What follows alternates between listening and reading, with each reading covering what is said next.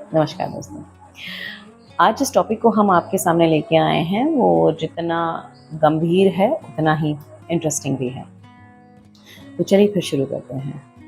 आज का टॉपिक है युवाओं से संबंधित वो बच्चों से मेरा मतलब है वो युवा जिनकी उम्र सामाजिक ताने-बाने के हिसाब से शादी के लिए और परिवार में बंधने के लिए हो चुकी है, लेकिन अपने अंदर वो एक अजीब किस्म का असमंजस, इनसिक्योरिटी और अनसर्टेनिटी महसूस करते हैं उस स्टेप को लेने में।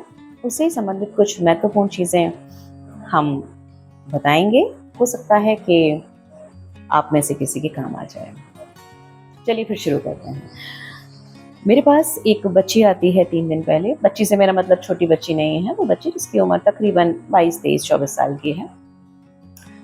वो शादी भी करना चाहती हैं, लेकिन शादी से जुड़ी जो घबराहटें हैं वो उसे महसूस हो रही हैं। उसे लग रहा है कि ये इतना बड़ा और महत्वपूर्ण फ़ैसला है जो उसकी आगे की पूरी ज़िंदगी को अफ़ेक्ट करने वाला है, और बात बिल्कुल ठीक है। तो बच्ची ने जब आई और उसने हमसे पूछा कि शादी करने के लिए अगर हम जाते हैं तो उसमें से क्या-क्या ऐसी चीज़ें हैं जिन पे हमें विशेष तौर पे ध्यान देना चाहिए और बात करनी चाहिए। तो चूँकि अब हम अपनी ज़िंदगी के एक बड़े हिस्से को जी के आ चुके हैं, उन चीज़ों से संबंधित समस्याओं को, उलझनों को, चैलेंजेस को डील करते हुए, पार करते हुए आ चुके हैं। ह्यूमन साइकोलॉजी, सोशल साइकोलॉजी, इन सब चीज़ों को जानते हैं, पहचानते हैं, इन विषयों के विद्यार्थी हैं। तो अब हम उस स्थिति में हैं कि आपको इस बारे में कुछ चीज़ें ऐसी बता सकें जो आप में से कई लोगों के काम आ सकें। देखिए, जब भी आप शादी का फ़ैसला लेते हैं तो आपको कुछ सबसे महत्वपूर्ण बिंदुओं को विशेष तौर पे ध्यान में रखना होगा, ठीक? अब इसमें सबसे पहला जो बिंदु है वो ये है कि शादी कभी भी किसी भी प्रकार के दबाव में नहीं की जानी चाहिए। अब आप कहेंगे कि ये तो कह देना बहुत आसान है, लेकिन दबाव तो होते हैं। तो ऐसा क्या किया जाएगा जिससे कि आप दबाव में ना आएँ? उसके लिए करना क्या होगा? कोई भी सामाजिक दबाव या पारिवारिक दबाव आपके ऊपर ना हो, इसके लिए सबसे ज़्यादा अहम है कि आप आत्मनिर्भर हों, इंडिपेंडेंट हों, ख़ास तौर पे फाइनेंशियली। इससे मेरा मतलब है कि आप अपना भरण-पोषण करने लायक हों। अब बात आती है कि वो आप होंगे कैसे? वो होंगे, आपकी एजुकेशन अच्छी हो।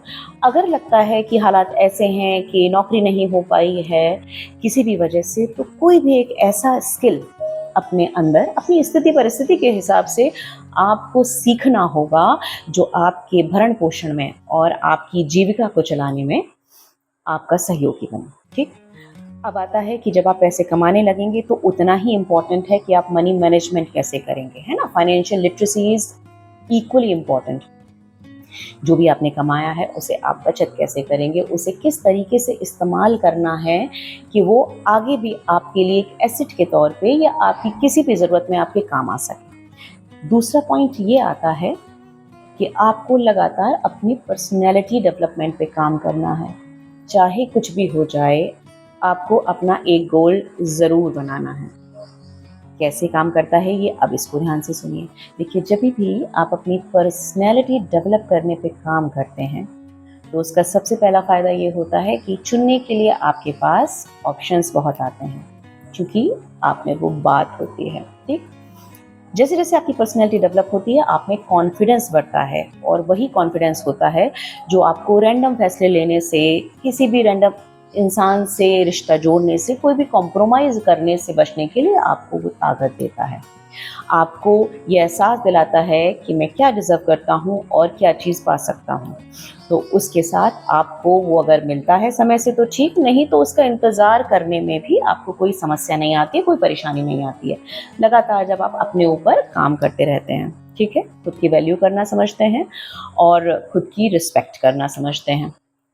फाइनेंशियली इंडिपेंडेंट हैं, आपको अपने पैसे को सही से इस्तेमाल करना आता है, आप किसी पे निर्भर नहीं हैं, अपनी पर्सनैलिटी बढ़ाने पे आप लगातार काम कर रहे हैं, ठीक? अगला स्टेप आता है कि जब आप लव मैरिज करें या अरेंज मैरिज करें, मेक श्योर कि जिसको भी आप अपना साथी चुन रहे हैं, पुरुष और स्त्री दोनों, वो दोनों एक सीमा में रहते हुए एक दूसरे से बातचीत ज़रूर करें, एक दूसरे से मेल मिलाप ज़रूर करें और गंभीरता से बात करें उन मुद्दों को लेके जो आगे सामने आएंगे। जैसे जब शादी होगी तो उससे संबंधित जो जिम्मेदारियां आएंगी उन्हें किस तरीके से आपस में बांटेंगे। ऐसा नहीं होता है कि कोई भी आपको सच बोल देगा या कुछ भी बोल देगा, मैं ये मानती हूँ, लेकिन आपको आइडिया लगता है उस इंसान के जवाबों से कि वो किस किस्म का इंसान है। क्योंकि अधिकतर देखा जाता है जो शादियां टूटती हैं वो शुरुआत के फेज़ के अलावा जब जिम्मेदारियों का फेज़ आता है उसमें ज़्यादा परेशानी आती है। जैसे कि जब बच्चे होते हैं तो बच्चे बिना प्लानिंग के ही मोस्टली हो जाते हैं हमारे समाज में। अब जैसे ही जिम्मेदारी आती है उनको पालने की, तो फिर इंसान अपनी जिम्मेदारियों से बचने और कटने लग जाता है। ये पुरुष भी हो सकते हैं, स्त्रियां भी हो सकती हैं। अनुपात अगर हम मान लें कि चलिए पुरुषों का ज़्यादा होगा स्त्रियों के कंपैरिजन में, वो मान सकते हैं भले, लेकिन वो दोनों तरफ से हो सकता है। इस बात को ध्यान रखना होगा कि बच्चे को प्लानिंग के तहत करें, क्योंकि अब वो समय नहीं रहा कि जब बड़े कह दें कि कर लो और पल जाएंगे। नहीं, बच्चे को पालने में और बच्चे को सलीके से पालने और बड़ा करने में ज़मीन और आसमान का अंतर होता है। देखिए, ज़िंदगी में आपको पसंद करने वाले ढेरों लोग मिल जाएंगे, ठीक है। मायने ये रखता है कि कौन आपकी प्रेजेंस की, आपकी बाउंड्रीज की, आपके गोल्स की रिस्पेक्ट करता है, उनको वैल्यू देता है, ठीक है। आपके खामोशी की रिस्पेक्ट करता है, आपकी किसी बात को कितना तवज्जो देता है। ये सब चीज़ें बहुत मायने रखती हैं ये फैसला लेने में, जब भी आप किसी दूसरे इंसान को अपनी ज़िंदगी में शामिल कर रहे होते हैं, ठीक। सबसे महत्वपूर्ण चीज़ आत्मविश्लेषण करने की, आप खुद को देखें अगर आपको लगता है, क्योंकि शादी अपने आप में एक बहुत बड़ी जिम्मेदारी है, ठीक। तो इस बात को खुद को समझा दें, ये किसी एक दिन का सिर्फ सेलिब्रेशन नहीं है, उसके बाद शुरू होती हैं जिम्मेदारियां। तो अगर आपको कहीं भी लगता है कि आपका जो व्यक्तित्व है वो इस किस्म का नहीं है, दूसरा आप अपने इस व्यक्तित्व से संतुष्ट हैं अगर, और तीसरा अगर आप उस तरीके का कोई परिवर्तन करना भी नहीं चाहते जो कि विवाह के बाद करना होगा, तो बिल्कुल मुखर होके आपको इस चीज़ को खुद को भी समझाना चाहिए और दूसरों को भी बता देना चाहिए कि मैं इस जिम्मेदारी को लेने के लिए तैयार नहीं हूँ। इसमें कोई बुराई नहीं होती है, बल्कि ये तो सबसे अच्छी बात है कि आप अपने पक्ष को इस तरह से रख सकें। परेशानी तब होती है जब इंसान ये सोचता है कि किसी भी जिम्मेदारी और रिश्ते से जुड़ी अच्छी अच्छी चीज़ें मुझे मिलती रहें और मेरे हिस्से की जिम्मेदारियां मैं ना पूरी करूं, ठीक है।